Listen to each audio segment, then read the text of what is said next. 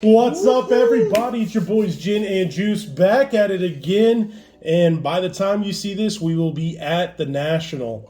And if you're at the National, make sure you come to booth 7-Eleven. Easy to remember. We might have some 7-Up. We don't know. Who knows?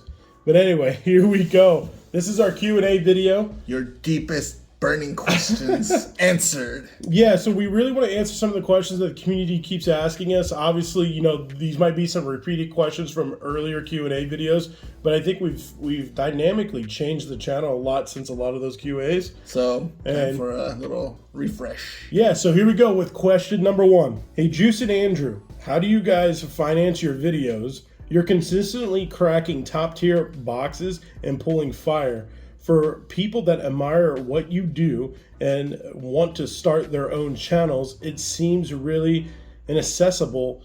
Any advice? Ooh, that's a good question. I mean, we are opening a lot of top tier product. We are. And we have some big hits and we've had some big duds along the way. We do. So just to be very transparent as much as we possibly can, because obviously there's some things we do want to keep private just because, you know, you don't want to put too much out on the internet. But at the end of the day, there are technically 3 of us that open up product on this channel and that we record for. There's myself, Drew, and obviously we call him Do Luck all the time. You guys might see him every once in a while, but he opens up a lot of stuff. And anytime he says, hey, I want to go buy product, I never miss an opportunity to go record some product. So there are 3 of us. We all do have some pretty successful jobs. Most of us, we don't have like any, family, like kids that we're taking care of. So we're kind of in a unique position. But we do have some, pretty decent jobs that allow us to do what we love to do. And this is our hobby. This is our experience. We are doing this showcase what we would do anyway. Like, if we didn't have this recording and we didn't do YouTube, we'd probably still be cracking packs and collecting. It's just for the fun. For any advice, I mean, if you want to go first. I wouldn't say to get really discouraged because of the prices of the products that we open, because I would say we open probably majority of the top tier products, but there are obviously a wide gambit of products that you can open. So, find the products that fit your budgets and everything and start there. But I think the best advice you could give would probably be just consistency. Yeah, and when you really look at it, is Andrew hit the nail on the head. You got to be consistent and open up product, but also be entertaining. A lot of times you all are watching me and Andrew for the entertainment factor, not necessarily what we pull, because you guys seen us pull absolute crap as well. Yeah. But some of our best videos have been those crap videos because you guys just enjoy the entertainment. We try to have fun. The thing about it is you open up product with your friends. That's really what we're doing. And let your personality shine. We're not experts by any means. We're going to get shit wrong. It's okay to be wrong. It's okay to mispronounce names. It's okay to do something that you're not a fan of. We get so much hate all the time when it comes to like open up soccer because we don't know. Guess what? How many of you would put yourself in that position to actually open it up? So my advice is to you, don't be afraid. Consistency is definitely number 1 in my book. And then don't be afraid is number 2. Take those chances, take those risks. Because what's the worst thing that can happen? You go back and doing the same thing you're doing now. What's your favorite product in every sport, and what boxes do you recommend buying? I'll let you go first since you like certain products over me. I think we're a little bit different on this. That's a tough one. Okay, so top tier product, I would probably say I like Flawless. Okay. Flawless has been relatively kind to us recently over the last times we've opened the 2 cases of Flawless. So I would say that. The most exciting product I've opened would have to be, and is consistently still my favorite, is Select. Okay. We did the Luca Select stuff and we got the Silver Luca and things like that. So that was great. And then I would say fun on a budget would have to be Chronicles, just because you get a wide variety of cards from all these different sets, and you can even hit real nice, NT, patches and things like that. So the best bang for your buck, I would say, and the fun for the price, I think it would be Chronicles in all sports. Yeah, for me, it would definitely be top tier product. Well, now it's a top tier product. It wasn't technically before, but Panini 101. Yeah. When it first came out, it was like $500. Now it's $1,000, and I mean, you can pull absolute fire, and you can also get absolutely roasted. You guys seen me and Dude Luck open up a ton of cases. Andrew's more of the Panini 1 guy, which is football, but I'm a huge basketball guy. Panini 101, I guess what I would consider a top tier product in my book, is also phenomenal. My favorite thing to rip that's somewhat affordable, because I like this short print card, and I'm kind of looking at it right now because it's part of our background, is the Mosaic product with the Genesis cards. I'm a huge fan of the Genesis cards. I recently just picked up the Cameron Johnson Genesis card for the Phoenix Suns. Also seen this. Oh yeah, I got PJ Washington. I got Dr. J. I mean, I really love this. Card Collector 2 kind of got me into it a little bit. As he's collecting the sets too. I personally think the cards are beautiful. I think it's a fun thing to do. And yeah, that for a fun rip, because you can get Genesis at any of the value packs. I think for a fun rip, for Value Town and Mosaic's not a bad item if you can get it for the right price. Okay, this is a good follow-up question to what we just answered. Okay. If views weren't in question and money wasn't a problem, what would you open every day for fun and love of the product? If money wasn't an issue. If money wasn't an issue. And supply was an issue. I would open Eminence all day, every day. That is, I mean, I was blessed that we had such a good connection at Louisville Sports Cards. Shout out Louisville. Shout out to Chris and Kristen, Dave and G over there for really, we built a bond with them, and they offered us a once-in-a-lifetime opportunity, I felt at the time, was to purchase a case of Eminence. And this isn't a product that they make every year. This is, I think, the third time that they've made an Eminence. They made one before, and then the previous one was the Kobe exclusive Eminence box. Atlanta. And then they made this one, I believe. So there's only 3 of those, and if I could, I would love to just be able to rip Eminence all day, because the cards are huge. There's big cards in there, and it's just an amazing product to open. I think I'm just going to leave it at that. I mean, it's phenomenal. I 100% agree with Andrew. 100% agreed. All right, next question. If not, it would be Select. Oh yeah, for sure. All Sports Select would be great, and USC Select. Ooh, I can't wait for that. Can't wait for that. The retail. All right, we'll save that off. Yeah. We'll leave positive. We'll make another video. Yeah. Okay, so this one's going to be kind of directed towards me. That's why I'm going to let you take that one question product. Gotcha. So, thoughts on Devonta Smith's upcoming rookie year and the future of Ben Simmons in Philly. So, thoughts on Devonta Smith. I think he's the perfect wide receiver for Jalen Hurts. Obviously, they have that connection back in Alabama. I think it's going to be great. I think he's the perfect wide receiver for the team. Bengals also picked up Joe Burrow's boy. They did. It's ironically every single quarterback picked up a wide receiver that they're used to throwing to, which is a good move. We'll make an interesting season next year. For Ben Simmons, get the hell out. And it's sad, but it's not really any disrespect to Ben Simmons because all that pressure in the world's there. But it's time for him to move on. Time for him to get, time to go somewhere else. You got to redo it. I mean, the Philly fans are gonna roast him every single time. It's just not going to be a good look. It's just time to move on.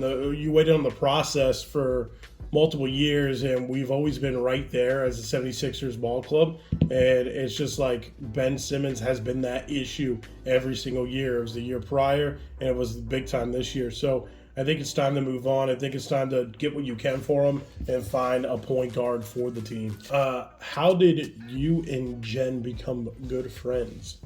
I don't know. How did you and Jen become good friends? I think he meant Jen, but it says Jen. Yeah, I got you. So, we met at the club. We met at the gym. We had the same personal trainer, and we kind of. He said, "Hey, this guy is around your age, and probably have the same interests." And come to find out, we were into gaming and stuff, and making fun of the trainer. Yeah, and then fun. Kind of got into like opening Pokemon because you're like, hey, I opened Pokemon. And I was like, Pokemon okay. sprinkled it. I sprinkled a little Pokemon opening on Andrew and created a monster, and then all of a sudden, Vintage Pokedad created a sports card monster. And then it just kind of snowballed into what we became. And then we haven't looked back ever since. Yeah, we've been really good friends, and at our age, our young whippersnappers, it's kind of difficult to continue to grow your friendships at this time and age. No, but on the real, it's been fun. It's been a ride. I mean, I wouldn't be able to. Yeah, it's been a crazy ride for these past 2 years. It's crazy. Maybe a little bit longer. Meeting you, Moran. Yeah. Just. And what getting we've done. into hobby of Pokemon to sports cards to traveling to meeting all of the people that we met. I don't think I would have had the experience of like, going to some place and someone recognizing my voice or just at the seeing gym. you. This past week at the gym, we ran into somebody who watches our videos. Yeah, it was. So I mean, it was crazy. It's a roller coaster whirlwind ride, but it's fun, and hope to continue to do it and grow and evolve our channel every day. And the best thing is we don't take each other too seriously. We understand when the time to get serious, and then we understand when there's playful. Obviously, sometimes we can get a little frustrated. Well, he gets a little too sensitive. Oh man, he's a big teddy bear. Hey, you know why I get sensitive? Because I got all you jokers every single day, and all y'all about to get knocked out here in a minute. You say that. I think he said that for like 2 years that we're gonna get knocked out, but none of us. Can't actually. He just get choked out. Oh yeah, here we go. But no one. Did it make you feel weird with your frosted tips in public? So when I did the whole hair thing, the good thing is with having Andrew and Dude Luck as friends, I get shit talked to me every single day. So it kind of built up my skin a little bit. Well, I mean, you got kind of lucky because we didn't know that you had that bet. I didn't know either, but the bet was worse. I had a shaved head with an L in the back of my head for 4 days. Well, there wasn't. You got the tips out. I'd rather have the colored hair than a giant L shaved in the back of my head. Well, I mean, you did tell people that it was for loot box, L for loot box. Yeah, but still, people that don't know and go into public and seeing a weird guy with a beard, shaved head, and an L in the back of their head, the way I look, it was just not a pretty picture. But at the end of the day, it's. It was. I don't care, man. Like. People talk all the time, and at the end of the day, when you're doing YouTube stuff, you see all sorts. He's a good sport. Never a sore loser. Never. And that's how I gotta, that's how I live life. You gotta take it. You gotta roll with the punches. It is what it is. Yeah. All right. So I'm gonna let you kind of start this. I think this is gonna be a good question. Okay. Where can you get good but not expensive cards? Ooh. And I have a take that I want to answer with, but I want to see what you think about it. Good but not expensive cards. I can always start first because I do have an answer. Obviously there's the typical places you can go, the eBays and places like that, but I think I would say is to just go to your local card shops. And I emphasize this a lot, and the best thing to do is to really support your local shops and just go in, talk to them, tell them about your favorite player, what cards they have, because they'll definitely be able to find you cards that you're looking for, and it's much better when you can inspect them yourselves physically rather than try to buy them off of eBay and potentially get a card that maybe isn't in the quality that they described and things like that. But I think definitely building a good relationship with your local card shops will definitely help you immensely collect the cards that you want, and try to find local shows. Sometimes there might be like a small show that you never even thought was there, but they may have like 20, 25 tables, but you can always get good deals at shows. So if you can, find some local shows or support your local card shop. Yeah. And my answer is a tad bit different. It comes to the process of acquiring the cards. If you're looking for good cards, it depends on first, what is considered good in your mind? What are you collecting? How are you building your collection? Are you doing more for investing? Or are you doing more as collecting? You could do both at the same time, really. I think both Andrew and I are in the both category. And then it's how you go about your approach, because if you considered a certain player good, those cards are always going to be somewhat expensive. For instance, if you want to collect Luka Doncic's, they're always going to be expensive cards. They're always going to be probably the top tier of the card prices in the market at the time. What I recommend is your approach. You got to do a little bit of work. A lot of times I love going to the card shows and seeing young fans, young kids, individual families go to the shows and they tell us the story. Well, you know, we went to a couple of yard sales. We did a couple of this. We flipped a couple items here to get this card that we really wanted to add to our collection. So when it comes to expensive cards, I think if you take a certain approach to it, you can get really any cards you want. Obviously, there's going to be the Jordans, rookie Jordan flares that are, you know, now $180 or $840,000 or whatever it was. As a PSA 10. As a PSA 10, and obviously that's like a holy grail of holy grails. But those other cards that are common cards that are a little bit expensive, or not even. I mean, right now, like you said, like a nice card for you of your favorite player could be Laurie Markkinen.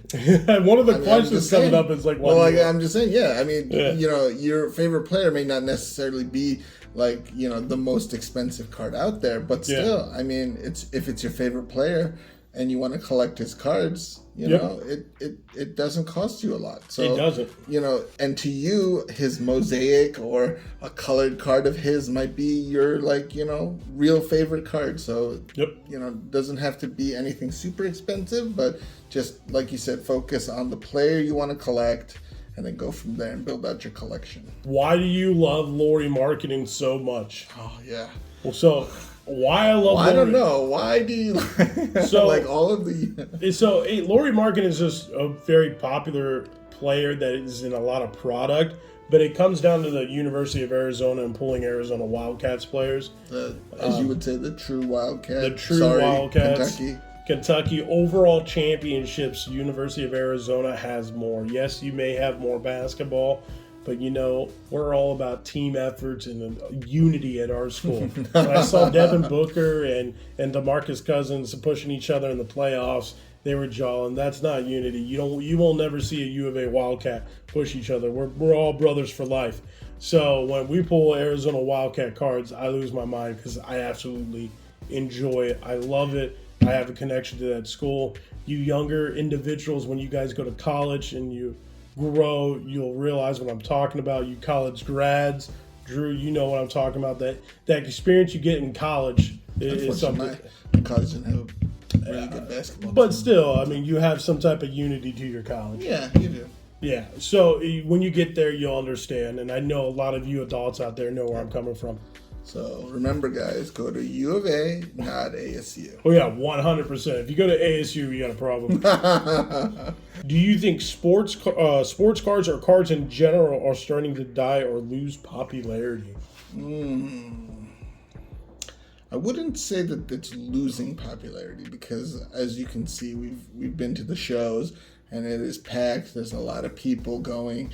Obviously, we're at National. And I assume it's going to be a Lollapalooza of people with sports cards and everything. So I don't think sports card is technically going away or dying or in any case like that. But I do think that because of the whole global pandemic thing and everything, there's been a lot of like pushing of product further back. And then I think we're just being overwhelmed with a whole bunch of products. So it's just a little bit of confusion because, you know, we're about to start a new rookie class of football players and it's like when product comes out, you don't know if it's the previous class, this class, and then there's always a whole bunch of more products, you know, coming back to back to back. So I think it's just a little bit overwhelming for people too. And then obviously with the seasons, popularity of cards go up and down, so I think it's just the normal ebb and flow of the market. I think sports cards has experienced something like this before. Sports card collectors, investors, and sellers of product in the sports card realm are used to always buying, selling, and trading. The National has been around, I think, since '93 or before. I don't know the exact date, but I know individuals have been going to the National for 20 plus years. When you look at it from a Pokemon standpoint or TCG, and when you mention other cards, that's where you're ruffling a little feathers because they never really experienced a huge selling market with these TCG cards.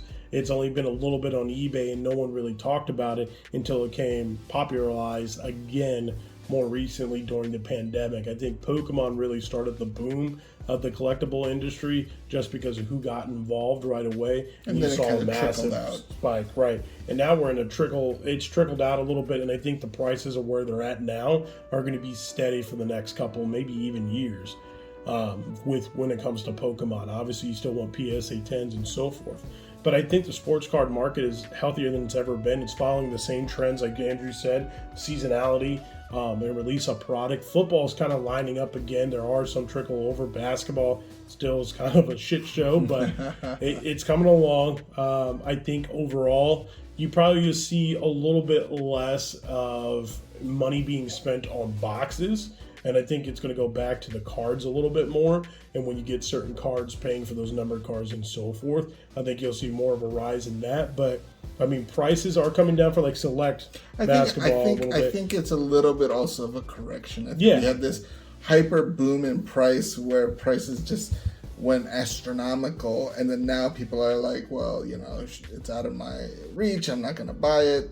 And then things are slowly coming back down to a more reasonable price. So I think we're just seeing a little bit of a price correction from... There we go. We couldn't get to all the questions today because there was a lot of them. Maybe a part two? Maybe a part two. This gets enough interest? Yeah, so if you guys do like this and you want us to do a part two, let's go ahead and get to a like goal of 500. If we get to a like goal of 500, we'll do a part two of these questions. If not, we'll save another Q of A, or Q, I almost said U of A, a Q&A for the future. And with that, we appreciate everything you guys do. Thank you. We're about to hit 60K. We're very close. We're growing at a nice growth. Can't wait for 100K. 100K. I can't wait to see everybody at the National. If you're going to be there, if you see us, come up, say hi. We love it. And with that, we'll talk to you soon. Deuces. Dad.